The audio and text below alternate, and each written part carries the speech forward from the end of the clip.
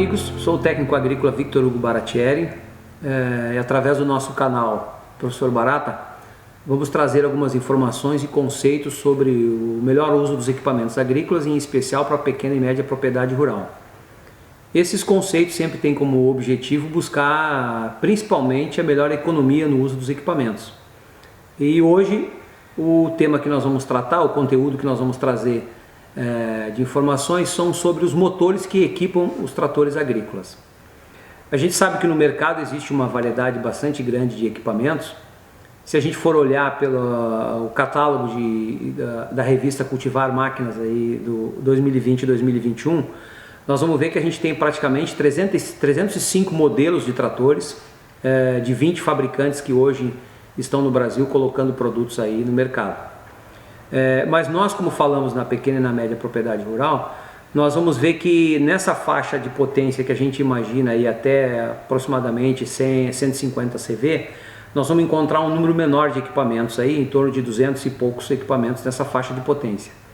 Mas é importante a gente frisar, quando se busca essa questão dos conceitos, é que para que se tenha uma ideia da diversidade aí, todos esses modelos de tratores que estão no mercado, se a gente for se basear nesse catálogo que falamos aí, nós vamos ver que a gente tem praticamente perto de 10 mil características diferentes dos motores. O que a gente quer dizer com isso? Que o comprador ou operador da máquina, na hora de decidir, por exemplo, por uma compra, ele vai ter uma variedade muito grande de informações que vão fazer ele se decidir ou optar por uma ou outra marca para fazer a compra do equipamento. E aí começa, por exemplo, se o trator é aspirado, se é turbinado, se a injeção é mecânica, se a injeção é eletrônica, se o trator é tração dianteira auxiliar ou se não é. Então todas essas características elas vão variar nos equipamentos e isso vai nos dar uma possibilidade muito grande para fazer uma escolha. Por isso, eu repito, a importância e a dedicação que a gente tem aqui em falar muito sobre a questão dos conceitos do uso das máquinas. Porque se a gente for ver todos esses equipamentos, mesmo com essas diferenças, se nós utilizarmos conceitos de operação, nós vamos conseguir nos adaptar a qualquer um desses equipamentos no momento da operação, né? Então, por isso que se bate muito nessa questão do conhecimento do operador, do proprietário da máquina, do produtor que vai comprar um equipamento, que ele analise muito bem esses conceitos, as características dos tratores e os conceitos de uso, como é que ele vai usar essa máquina. Então, no caso dos motores diesel, nós vamos ver que no mercado, se a gente for falar nessa faixa de potência, a gente vai ver que a gente tem equipamentos aí que vão variar de 1 cilindro até 6 cilindros, né? Então, com a tecnologia, cada vez a melhoria de componentes dos motores, tanto no que se diz respeito a materiais, como em relação à questão dos processos de injeção de combustível, como a gente falou antes aqui, né? Injeção mecânica, injeção eletrônica, todos esses processos fazem com que há uma tendência de mercado de uns anos para cá, aonde nós tivemos uma diminuição de tamanho de motores e aumento de potência. Então, até bem pouco tempo, quando se falava no motor de 150 CV, a gente imaginava um motor de 6 cilindros. Hoje a gente tem motores de 160, 180 CV no mercado com motores de 4 cilindros. A mesma coisa poderia se dizer com respeito aos motores de 3 cilindros, né? Se tem hoje no mercado motores com 3 cilindros que alcançam potência de próximas aí a 100 CV. Então são diferenças que existem aí no mercado, né, e que fazem com que a gente tenha a possibilidade de uma melhor escolha. Por isso a importância de se conhecer o equipamento e se buscar essas informações da forma mais adequada para que a gente tenha uma boa escolha para aquilo que a gente quer fazer na nossa propriedade rural. Quando se começa a falar em motores, a gente deve lembrar sempre que a gente tem dois aspectos interessantes para começar esse assunto motores. Ou seja, nós temos aqueles motores que se chama de ciclo Otto, que são os motores a gasolina, por exemplo, a álcool. Então, um engenheiro alemão lá, Nikolaus Otto, foi o cara que naquela época começou a estudar e fazer a criação desse processo de criar um motor que tivesse a queima do combustível, a mistura ar-combustível, né, feita através da colocação de uma vela. Então nós precisamos provocar uma faísca para que haja a queima do combustível. Por isso esses motores são chamados de motores de ciclo Otto. Nessa condição, normalmente a gente vai ver que se tem como nomenclatura para que se tenha um tempo motor, né, para que ocorra um tempo de força do motor, nós temos então a admissão de ar, a compressão do ar, a explosão, se usa esse termo já porque se tem uma faísca para provocar a queima então dessa mistura ar-combustível, né? E o escape. Paralelo a isso, um outro engenheiro, Rudolf Diesel, que leva então o nome dos motores diesel, criou um mecanismo onde nós não precisamos de uma vela para fazer funcionar o motor, né? E sim, essa mistura ar-combustível, né, ela é queimada com a própria compressão do ar. Então o aumento de calor dentro da câmara de combustão faz com que após injetado esse combustível lá pelo bico injetor, eu vou ter uma queima do combustível. Então por isso que a gente diz que nesse ciclo de força dos motores de ciclo diesel, normalmente se tem como nomenclatura admissão, compressão, combustão e não uma explosão e escape. Esse seria o processo básico, né, de funcionamento dos motores. E sempre lembrando, e isso a gente vai ver que se remete depois, quando a gente começa a falar em a operação propriamente dita do motor, o operador tem que ter a consciência que nós precisamos, para o bom funcionamento desse motor, basicamente, inicialmente, 3 aspectos importantes: quantidade adequada de ar, quantidade adequada de combustível e o calor, que no caso dos motores de ciclo Otto é provocado por uma faísca e no caso dos motores de ciclo diesel é provocado pela compressão do ar que está dentro da câmara de combustão. Então esse é um processo que também é interessante que o operador conheça esse conceito, porque mais adiante, quando a gente voltar a falar aqui em outros momentos sobre a questão de rotação, temperatura de motor, eles são importantes que o operador entenda que esses aspectos são importantes também para o bom funcionamento do motor, ou seja, o bom aproveitamento da potência do motor, uma boa geração de potência do motor, está muito relacionada à questão de quantidade adequada de ar, quantidade adequada de combustível e o calor produzido na hora para que ocorra então na hora para correr a queima, né? Então esses são cuidados que o operador tem que ter, cuidados básicos, vamos dizer assim, de conhecimento que o operador tem que ter para o bom funcionamento do motor.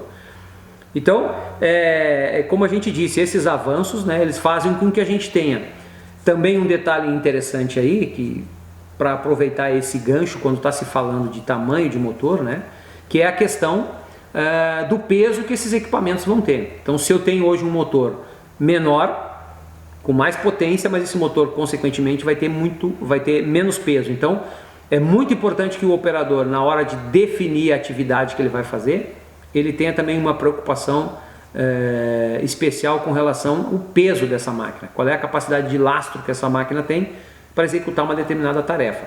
Este também é um conteúdo que separadamente nós vamos falar aqui, que é essa relação trator-solo-planta, como é que o trator vai atuar num determinado solo em que a gente vai trabalhar, se ele é argiloso, se ele é arenoso, né? Qual é a compactação que eu vou ter nesse solo. Então esse peso ele também é importante. E a gente vai ver que existem 3 coisas fundamentais quando a gente fala numa boa capacidade de tração, né? Então não basta eu ter uma potência gerada pelo motor se eu não estou conseguindo aproveitar essa capacidade de tração. E aí vem essa questão: lastro, distância entre eixos e vão livre. Esses 3 aspectos são importantes no momento em que eu vou definir, né, a preparação do meu trator para realizar uma determinada tarefa. Mas esse com certeza é um assunto bastante interessante que a gente vai voltar aqui no nosso canal a voltar a falar. Um outro aspecto interessante quando a gente fala em motor, e é uma característica mais de configuração interna do motor, é quando se fala da diferença de se ter um motor veicular ou de um motor agrícola. Então essa também é uma questão que muitas vezes na hora da venda o próprio vendedor se utiliza desse conceito, né, do que é um motor veicular e um motor agrícola, né? Mas é importante que no campo o operador entenda que, apesar de vários aspectos que são levados em consideração para diferenciar um motor agrícola de um veicular, por exemplo, tipo de material, regulagem do sistema de injeção, temperatura de trabalho, né, quantidade de óleo lubrificante, qual é a pressão de utilização do óleo lubrificante. Então tem vários aspectos técnicos que são observados aí. Mas um detalhe que eu gostaria apenas de chamar a atenção aqui para quem vai trabalhar com os tratores e entender um pouco melhor essa diferença, diz muito respeito ao comprimento da biela. Então nós vamos observar o quê? Que essa relação entre o diâmetro do pistão e o tamanho da biela, o curso que esse pistão vai fazer lá dentro do motor, ele vai nos dar uma característica de ser um motor com mais aptidão para velocidade ou mais aptidão para força. E esse curso do pistão é que vai me dar essa opção básica para isso. Então, por exemplo, quando a gente tem um pistão maior que o curso, então o diâmetro do pistão é maior que o curso que esse pistão vai fazer, né, lá no motor, a gente diz que esse é um motor super quadrado. E o que eu vou ter aí então? Eu vou ter mais rotação e menos torque.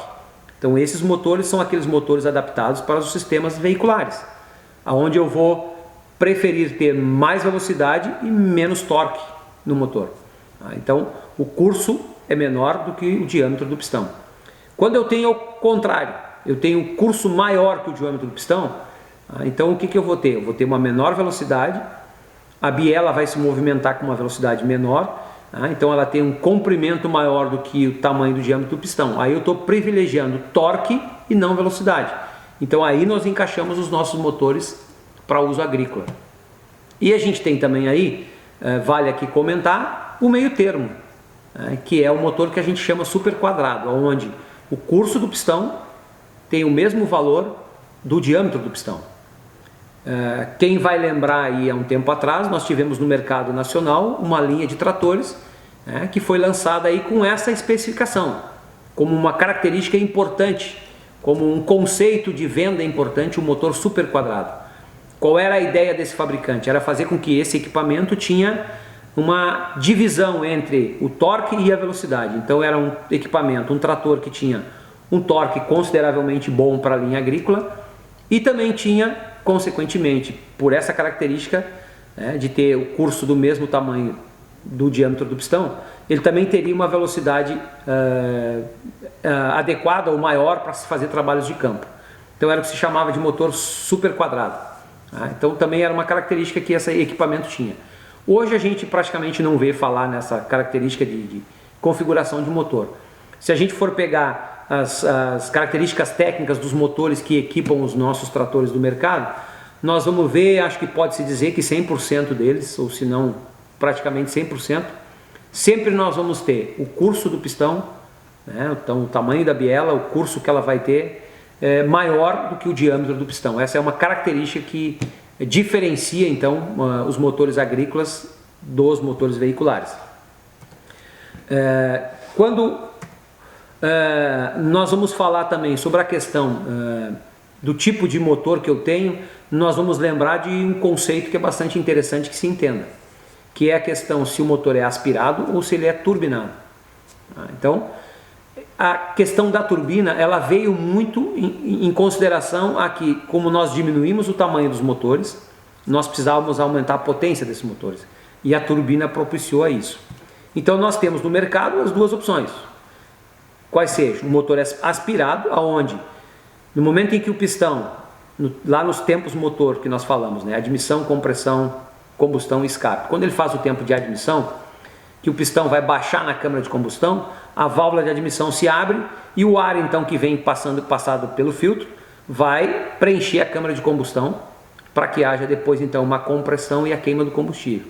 Então é o que nós chamamos de um motor aspirado, ou de aspiração natural. Ele tem um volume específico de ar admitido para aquele tamanho de câmara de combustão que a gente tem lá no trator, ou lá no motor. Se eu tiver no mercado então um motor de turbinado, o que vai acontecer? Após o filtro, então após o ar passar pelo mecanismo de filtragem, nós vamos ter a colocação de uma turbina. Essa turbina vai fazer o quê? Ela vai aumentar o volume de ar que vai ser colocado dentro da câmara de combustão. Como eu aumentei o volume de ar, eu vou ter uma maior compressão. Se eu tenho uma maior compressão, eu tenho então uma maior eficiência de geração de potência e consequentemente esse motor vai me propiciar uma potência maior. Sempre lembrando que nos motores turbinados eu vou precisar ajustar o volume de injeção de combustível, qual é a quantidade de combustível que é injetado na câmara de combustão, porque essa mistura tem que estar adequada, a quantidade de ar e a quantidade de combustível, elas têm que estar adequadas para aquela situação daquele motor, daquele tamanho de câmara de combustão, qual é o volume de ar que está sendo admitido, então a partir daí é calculado a quantidade de combustível que vai ser injetado. Isso tudo é regulado lá na bomba injetora. Então nós temos aí como um conceito de uso dos tratores ou a utilização dos motores agrícolas, a condição de eu ter um motor aspirado para um motor turbinado. Vale lembrar também, conteúdo para um próximo assunto, que precisamos cuidar muito na hora da utilização de tanto de um motor como de outro, né? Existem diferenças de operação com relação ao motor aspirado para o motor turbinado. Então também esse cuidado mais adiante a gente vai trazer para que vocês possam, através do canal aqui, ter uma ideia, um conhecimento melhor de qual seria a melhor maneira de se aproveitar a potência e a maior vida útil e economia de um motor, se for aspirado ou se for turbinado. Quando se fala em motor turbinado, é importante a gente lembrar também que, vejam bem, como esse ar que a gente tem aí circulando pelo filtro, ao ele chegar na turbina, esse ar vai sofrer um atrito pelo mecanismo interno da turbina para aumentar esse volume de ar. E esse atrito vai me provocar aumento de temperatura do ar. Toda vez que eu tiver aumento de temperatura de ar, eu vou observar que eu vou ter uma diminuição da quantidade de oxigênio nesse ar. Então o que aconteceria? Eu estaria aumentando o volume de ar para melhorar a combustão e aumentar a potência então nesse motor, mas em contrapartida, se eu colocar esse ar quente lá dentro da câmara de combustão, ele vai ter menos oxigênio, consequentemente a queima do combustível vai ser mais deficiente. E aí eu perderia a potência também nessa situação. Então nos motores turbinados já é comum, ou já é colocado nos motores turbinados um cooler, ou seja, um resfriador do ar. Nós chamamos na prática de intercooler, né? Inter por quê? Né? Porque estaria entre a turbina e o motor, intercooler. Então esse mecanismo faz o quê? Esse mecanismo, através do sistema ar-água, ele faz a diminuição da temperatura do ar que está sendo colocado dentro da câmara de combustão. Então se eu consigo reduzir a temperatura do ar, consequentemente eu aumento a quantidade de oxigênio que eu tenho nesse volume de ar. E aí esse aumento dessa quantidade de oxigênio vai me propiciar uma melhor queima do combustível. Consequentemente, uma melhor combustão, maior geração de potência. Então aí eu tenho a maior eficiência de produção de energia no motor.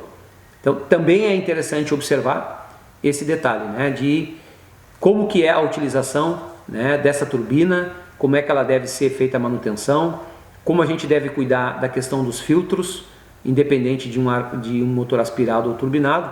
Isso também vai ser assunto nosso de uma próxima pauta. Continuando nos conceitos dos motores que equipam os nossos tratores agrícolas, uma outra característica interessante é com relação ao tipo de injeção de combustível que nós temos nos motores. Basicamente nós temos dois sistemas de injeção, o sistema mecânico e o sistema eletrônico. Mas a injeção mecânica ela se dá de que forma?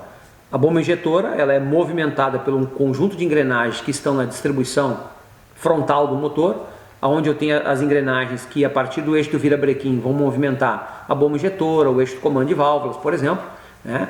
E a partir dessas engrenagens, né, a partir do encaixe dessas engrenagens e a colocação no ponto dessas engrenagens, para que eu tenha a rotação ideal de trabalho da bomba, eu vou acionar os mecanismos internos dessa bomba, que também agem de forma mecânica, através de braços, de válvulas ou de molas, que a partir daí então vamos definir três aspectos do funcionamento do sistema de injeção: a quantidade, a pressão e o momento da injeção do combustível. Tudo isso é feito de forma mecânica, né? Então por isso é chamado sistema de injeção mecânica. No sistema de injeção eletrônico, nós mudamos um pouco esse conceito, né? Onde a gente vai ter uma central eletrônica que vai receber dados do motor e a partir daí vai definir o momento, a pressão e a quantidade de injeção de combustível. Para exemplificar, no momento em que o operador coloca o pé no acelerador, a posição do acelerador vai ser identificada por essa central eletrônica e a partir daí ela vai definir a quantidade de combustível que vai ser injetado. A temperatura do ar, o volume de ar que está entrando, a temperatura do motor, né? A rotação em que o motor está trabalhando, a fase, então tem um sensor que vai definir o que a gente chama de fase, qual dos cilindros vai receber o combustível na hora da injeção. Esses aspectos todos são controlados de forma eletrônica por um sistema então de injeção eletrônica.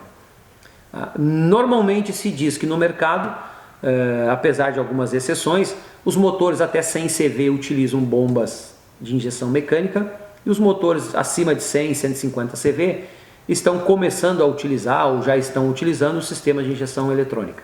Então essa é uma outra característica, um outro conceito que diferencia um sistema existente em um trator ou em outro. Outro conceito muito importante hoje, principalmente porque se trata aí da questão de meio ambiente, é com relação a como hoje os motores estão colocando, né, no ambiente os gases do escape. Então até um tempo atrás, aí, até vamos dizer aqui no Brasil, lá por volta de 1986, lá na década de 80, onde surgiu o programa Proconv, que é o programa de controle de emissão de gases, né, em veículos automotores. A partir daquele momento se começou a criar regras para que os nossos motores começassem a diminuir a emissão de gases poluentes. E aí foram criados mecanismos para serem colocados nos motores, então, para que a gente alcançasse esse objetivo. A gente poderia dizer que nós temos assim 4 situações de controle de emissão de gases. Uma delas, por exemplo, é o que nós vimos falando na questão do sistema de injeção eletrônica. Como no sistema de injeção eletrônica eu tenho um maior controle de tempo, quantidade e pressão de injeção, no momento em que eu tenho um controle mais exato dessas situações, eu vou produzir uma queima mais adequada na câmara de combustão, consequentemente eu vou reduzir os gases de escape que vão sair para o meio ambiente. Então é uma forma encontrada para fazer o controle de emissão de gases. Outra forma também que hoje pode-se dizer que ajuda no controle de emissão de gases é com relação à qualidade do óleo diesel. Então nós tínhamos há um tempo atrás aí o diesel, né, o S1800 que a gente dizia, né, que tinha 1.800 partes por milhão de enxofre. Depois nós passamos para o S500 e agora nós estamos no S10. Então o que quer dizer o S10? Que nós temos só 10 partes por milhão de enxofre.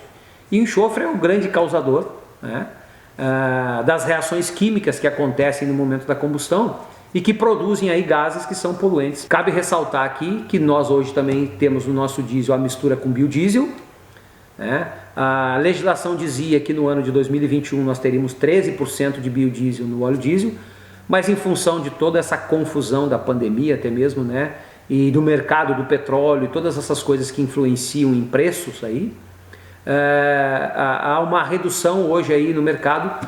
Então nós temos 10% de biodiesel no óleo diesel colocado hoje, né, na mistura, 10% de biodiesel colocado no diesel.